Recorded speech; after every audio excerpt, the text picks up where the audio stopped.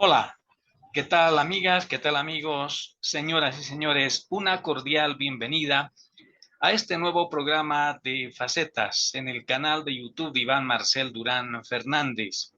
Esta es una edición de Facetas porque estamos donde otros no están, correspondiente a este domingo 25 de septiembre del año 2022. Muchas gracias a nuestros suscriptores y suscriptoras. Gracias al resto de las personas, al resto de la gente que periódicamente nos acompaña en todos y cada uno de los programas de Facetas. Por supuesto que les invitamos a suscribirse a este canal, el canal de YouTube de Iván Marcel Durán Fernández. Esta es una presentación exclusiva para Sibgedi y Consultoría Contable con los servicios profesionales de contabilidad, auditoría y tributación, calidad en capacitación y asesoramiento profesional, además de la constitución de empresas, balances de apertura, balances de liquidación y cierre definitivo, asesoramiento tributario y laboral, elaboración de estados financieros, revisión y peritaje contable, auditorías financieras especiales y tributarias. Y la especialidad de Sibgedi radica en la consultoría en contabilidad minera. Aguarda su visita a Sibgedi y Consultoría Contable en calle Quijarro 107, esquina Modesto Miste, ciudad de Potosí, Bolivia. Los celulares de contacto 718-10-670, 724-32-860, 757-20-881. Comenzamos el programa en este domingo 25 de septiembre. El programa de hoy tiene, como anteriores programas, especialmente los emitidos en fin de semana, tiene relación con temas históricos. Temas históricos que en una parte van siendo cubiertos de muy buena manera y por supuesto con la accesibilidad y la autorización en la ciudad de Oruro de nuestro dilecto amigo. Me refiero a Fabricio Cazorla Murillo, quien es director de la revista Historias de Oruro y que es parte además del Centro Cultural de la Feria del Desempolvado. Señoras y señores, tengo entre mis manos la edición número 22, edición del mes de octubre del año 2013, de la revista Historias de Oruro. Ya el escudo de Oruro, ya la tradición, el propio origen, básicamente en el siglo XIX, del departamento de Oruro, tiene relación con los ferrocarriles. Y los ferrocarriles, por supuesto, que tienen su propia historia en Bolivia. Sabemos todos que prácticamente el inicio de los ferrocarriles en Bolivia fue, entre comillas, por una iniciativa del presidente Aniceto Arce.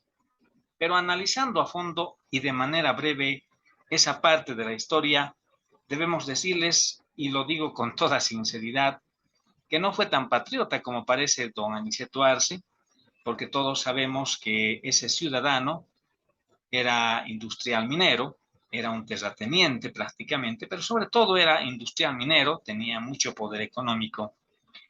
Y cuando llegó a la presidencia, la historia mismo, cuando uno la lee, se puede dar cuenta, este ilustre personaje aprovechó prácticamente para hacer la construcción, para proceder a dar inicio a la construcción de las obras del ferrocarril, que indirectamente sirvieron también a sus empresas para poder desembocar allende los mares en el Océano Pacífico en la República de Chile.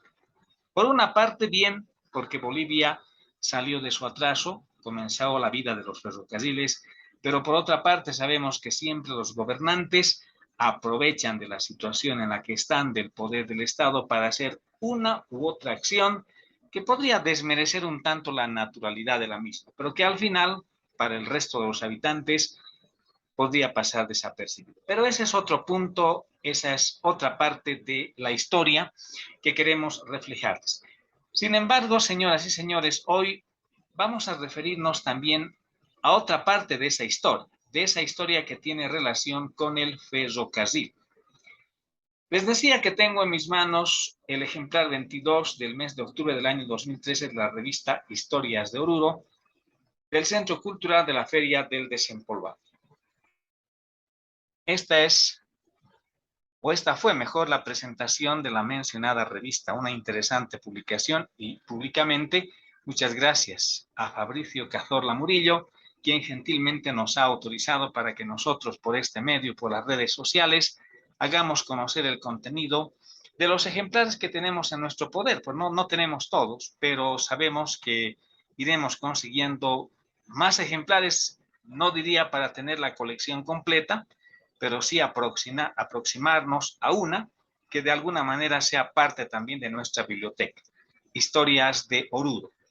Y en esta edición de octubre del año 2013, la número 22, hay un artículo que me llama la atención y que voy a compartir con ustedes. Dice, maquinista que trasladó a Avaró. Y nos estamos refiriendo al maquinista que trasladó los restos de Eduardo Avaró. Se sobreentiende que fue maquinista de las viejas locomotoras a vapor, y como en esta revista se llaman las viejas locomotoras vaporinas. El maquinista que trasladó los restos de Eduardo Avaró. La fotografía de esta parte en la revista tiene más o menos esta forma. Pero vamos a dar lectura, vamos a compartir, como decimos siempre, al viejo estilo de la radio, para que ustedes un poquito imaginen mientras yo voy dando esa lectura. En las viejas locomotoras vaporinas, el maquinista que trasladó los restos de Eduardo Avaró. Su vida se resume a 60 años de trabajo leal y comprometido. Y este artículo, que está incluido, señoras y señores, en la revista Historias de Oruro, ha sido registrado, escrito por Rodolfo Espinosa Aliaga. Dijimos alguna vez que en la literatura, inconmensurable rama del conocimiento humano y con aspiraciones de infinita expansión, cultivada desde hace 36 siglos antes de Cristo, sigue siendo el terreno de emplazamiento a la capacidad de inspiración del intelecto literario, y en ese excepcional espacio, el pensamiento humano alude o refiere ejemplares actitudes de hombres públicos, personajes que le dieron configuración a la historia, a los que encumbraron las bellas letras, haciéndolas permanentemente vigentes, a representantes de la ciencia y la tecnología que asombran al mundo cada día con nuevos conocimientos, a vidas que alumbran con su talento poético, etc. También campo para ensalzar vidas de hombres humildes, modestos y llanos, pero forjados en la fragua del trabajo duro y tesonero, cuyos nombres no interesan en absoluto y más bien se pierden en el anonimato. Este es el caso de un hombre que trabajó 60 años de manera leal y comprometida al servicio de la colectividad en el nivel de los millares de trabajadores empleados en la infraestructura de la realización. Continúa con este relato Rodolfo Espinosa Aliaga, el maquinista que trasladó los restos de Eduardo Avaró. El hombre de nuestra narrativa nació el 28 de agosto de 1914 en una de aquellas poblaciones asentadas en el altiplano de nuestra patria, junto a la vía férrea entre Oruro y La Paz, porque pertenecía a una familia ferroviaria y su padre era el mantenimiento, es decir, era el encargado del mantenimiento de la vía. Su adolescencia fue inquieta y abrumadora, como la de cualquier niño que desea ayudar a la familia cuanto antes, cuando ésta requiere del apoyo inmediato de los elementos humanos que la conforman. A los 15 años, en el año 1929, ya prestaba sus servicios como asalariado en la cuadrilla de trabajadores ferroviarios al mando del capataz, que era su propio padre. Así, en el cuadro de una pasión laboral desbordante, el grupo familiar fue transmudado hacia el ramal Cochabamba, así conocida la vía férrea desde Oruro a la ciudad del Valle, siempre bajo los mismos cánones de trabajo y dependencia de la Bolivia Railway Company, empresa británica que asentaba su filosofía laboral en el cumplimiento y de la rígida disciplina. Así sucedían los días súbitamente. El país fue sacudido con la noticia de la guerra. Nuestro amigo se presentó en el cuartel de Cochabamba cuando cumplía los 18 años de edad, en obediencia a la convocatoria de jóvenes bolivianos comprendidos en la edad militar para la conformación de regimientos de soldados que asistirían a defender la patria en la confrontación bélica con el Paraguay. De manera que vistió la jerga militar y se ausentó junto a otros compañeros a la línea de fuego sin conocer absolutamente nada de aquello que en muchos casos significó el campo de la muerte. Finalmente, a la finalización de aquella contienda el 14 de junio de 1935, en la que su actuación militar bien merecería una especial narración, felizmente retornó a Oruro y no sin antes visitar a su padre en el mismo trabajo de mantenimiento de la vía férrea y en virtud de la experiencia acumulada en la aventura bélica. Ya no fue de su criterio quedarse junto al padre y en el mismo empeño. Por el contrario, exprofesamente aspiraba a ser un laborioso hombre en la ciudad y subvencionar su propia vida como excombatiente lleno de coraje y motivación para el emprendimiento de cualquier activo oficio. Igual que hoy día, las fuentes de trabajo eran escasas y con una situación económica mayormente difícil después de un lance bélico que acababa de sostener el país. Estamos presentando facetas en el canal de YouTube Iván Marcel Durán Fernández y estamos relatando al viejo estilo de la radio en las viejas locomotoras vaporinas, el maquinista que trasladó los restos de Avaró. Esta es una presentación para Sitge de Wiñay Consultoría Contable. Sigamos con nuestro relato. En Oruro se había presentado ante el jefe de maestranza ferroviaria, que respondía al nombre de Francisco Freytag, a quien solicitó empleo en su dependencia, petición que fue negada de inicio, pero cuando el impetrante exhibió papeletas de pago de su labor de trabajador de cuadrilla interpretando una disposición legal que disponía que los trabajadores que dejaron su empleo por motivos de guerra debían ser reincorporados en sus fuentes de trabajo o en algunas similares del país, la solicitud tomó otro rumbo y el afortunado ex guerrero fue admitido en la empresa. El hombre nos dice que si no eran las papeletas de pago que su padre le había puesto en el bolsillo cuando se vino a la ciudad, no habría ingresado y por eso recalca y manifiesta. Hay que guardar las papeletas de pago como si fueran de oro. Y desde aquel día fue trabajador ferroviario nuevamente, cuya primera ocupación fue limpiar locomotoras y prepararlas para que algún maquinista la maneje y salga de viaje. Desempeñaba la función alegre y tesoneramente porque estaba en la ciudad, tenía trabajo y era en la misma empresa.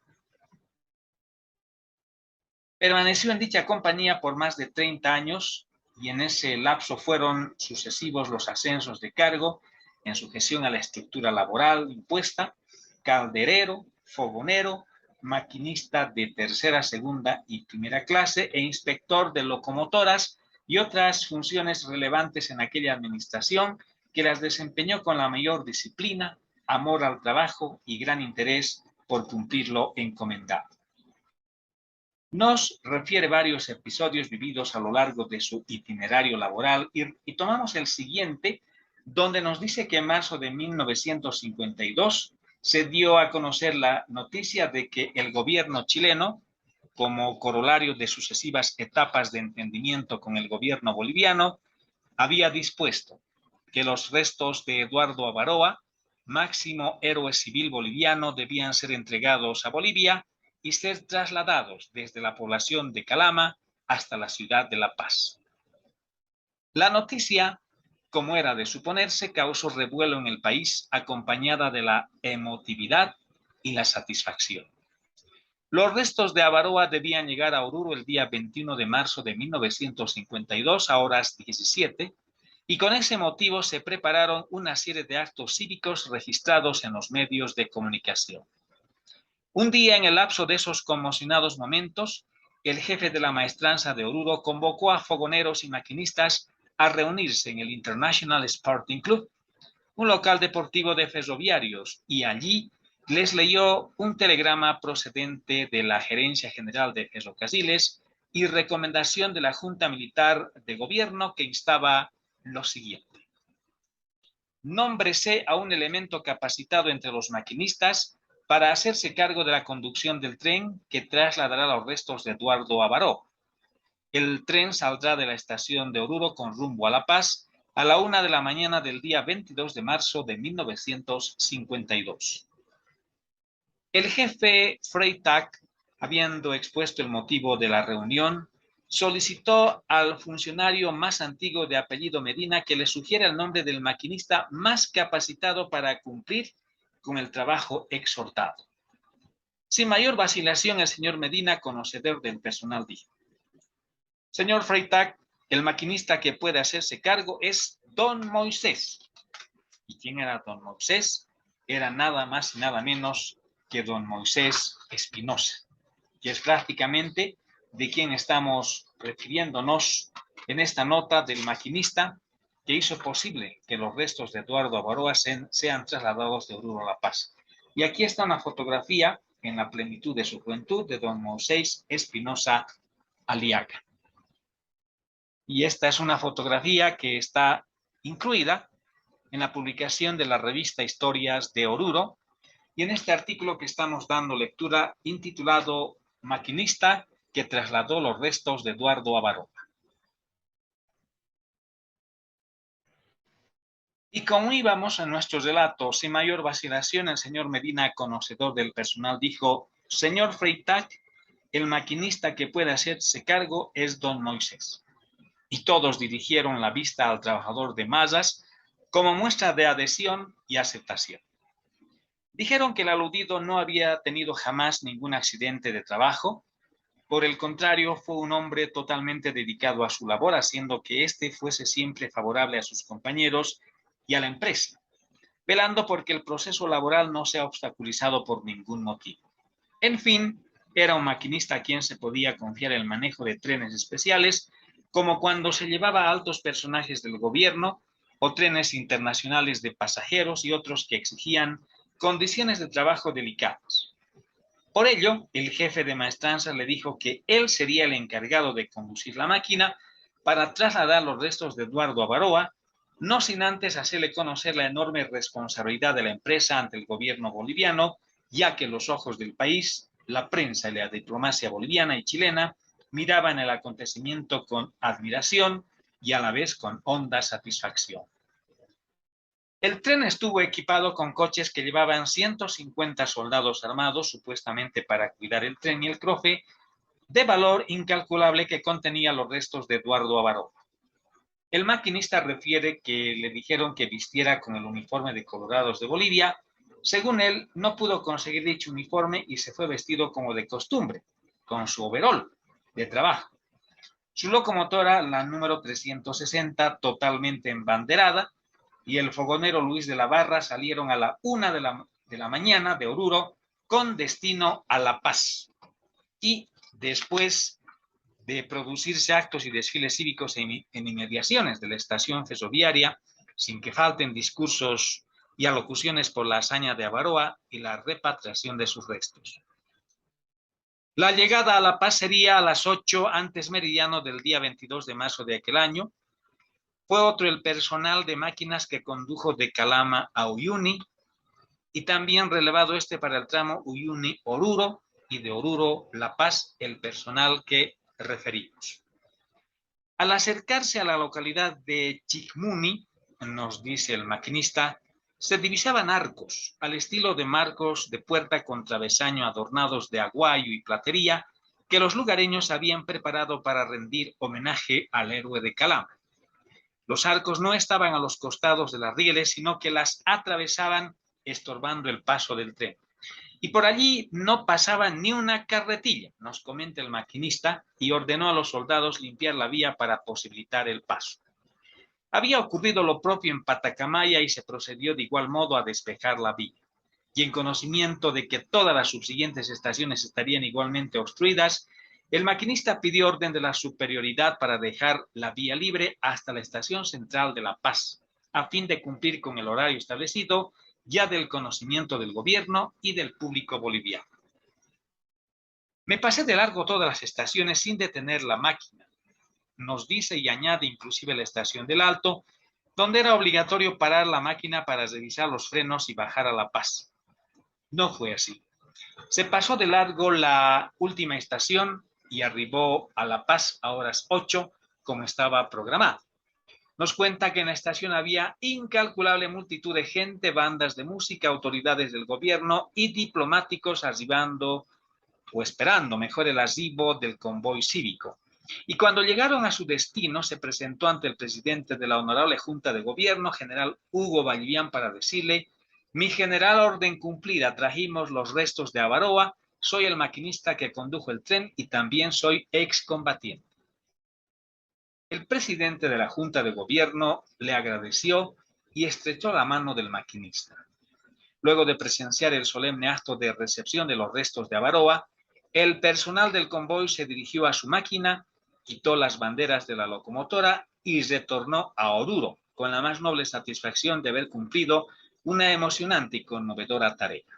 Esta fue una hazaña más entre las muchas cumplidas por el maquinista de nuestra narración. Esta es una presentación de Sige de Uña y Consultoría Contable para Facetas en el canal de YouTube de Iván Marcel Durán Fernández. Y en esta oportunidad, señoras y señores, estamos presentando el relato de las viejas locomotoras vaporinas y una de esas hazañas cumplidas el 22 de marzo de 1951. El maquinista que trasladó los restos de Eduardo Avaroa, de Oruro a La Paz, fue el trabajador ferroviario Moisés Espinosa, con una de las locomotoras vaporinas en la estación de Oruro allá en los años 50. Y esta, por ejemplo, señoras y señores, es una fotografía de ese acontecimiento. Así queremos que todos ustedes, gracias a la gentileza de Historias de Oruro y su director Fabricio Cazorla Murillo, presentamos de manera periódica, porque sabemos que esto incumbe, es parte de la historia de Bolivia. Vamos a continuar con el relato casi en el final del mismo. Don Moisés Medina volvió a Oruro. Y luego dice: después de muchos años más de trabajo en aquella compañía, don Moisés Espinosa llegó a su etapa jubilatoria. Sin embargo, de su juventud para él. Se estableció en la ciudad de La Paz y tras los pocos días de descanso ingresó a trabajar en ASAN, en la famosa Administración Autónoma de Servicios Aéreos para la Navegación Aérea. En calidad de técnico en calderos, se instaló calefacción para las distintas secciones del aeropuerto. Allí permaneció por 15 años, que además de su labor cotidiana, fue elegido secretario general del Sindicato de Trabajadores que clamaban por varias reivindicaciones sociales. Gestionó nuevamente su jubilación y la consiguió. Tenía 2 jubilaciones que la resumieron en una, porque la ley no permite percepción del doble beneficio. Además, cobraba un sueldo honorífico por su calidad de excombatiente. Sin dar tregua a su aliento y fortaleza física y la denodada voluntad de seguir trabajando, se empleó en la empresa Magona, donde permaneció 6 años. Finalmente, en el Club La Paz, que precisaba calefacción para sus ambientes, por otros 6 años de consecutiva labor. A veces la publicidad o medios de difusión, el público y todas las atenciones convergen sobre el evento esencial y no es el momento para fijarse en otros elementos de la infraestructura que en muchos casos tiene también, aunque en mínima escala, su esencial peculiaridad e importancia. El ejemplo mostrado por dicho trabajador, que anduvo por varias empresas, incluyendo la empresa familiar y la empresa bélica, es digno de imitación porque nos enseña pasión por el trabajo, sacrificio por la familia, máxima disciplina en el comportamiento, obediencia a los supremos objetivos y satisfacción personal por deberes cumplidos. Su nombre: Moisés Espinosa Aliaga, hermano de quien escribe estas líneas.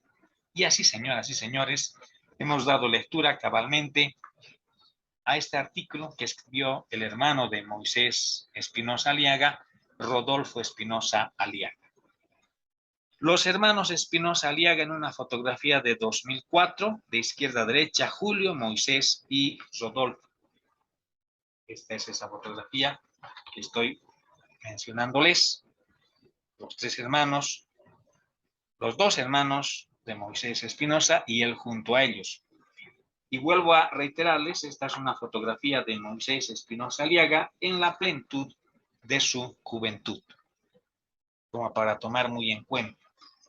Fue una época especial, diferente, cuando los ferrocarriles estuvieron de moda. Y enseguida, y casi en el final de esta presentación, déjenme presentarles una fotografía de la locomotora Garras, que trabajó en los ramales de Oruro Cochabamba, Oruro La Paz y Machacamal, Cuncía, entre otras.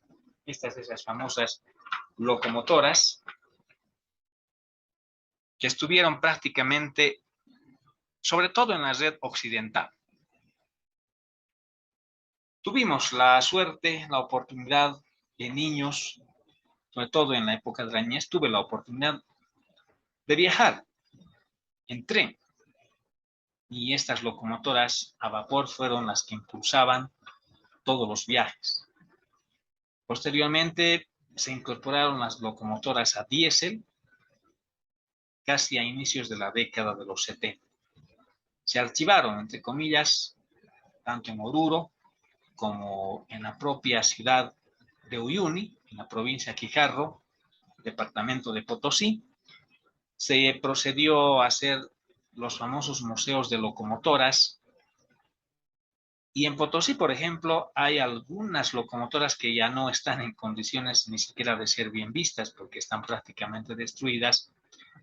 Pero el tema es que tanto en Uyuni como en Oruro todavía quedan esas reliquias que son parte de la historia. Una historia que demuestra que hubo un pasado de fortaleza dinámica cuando el medio de transporte había cambiado radicalmente, casi desde inicios del siglo XX. Y las razones las dije. El expresidente Aniceto Arce.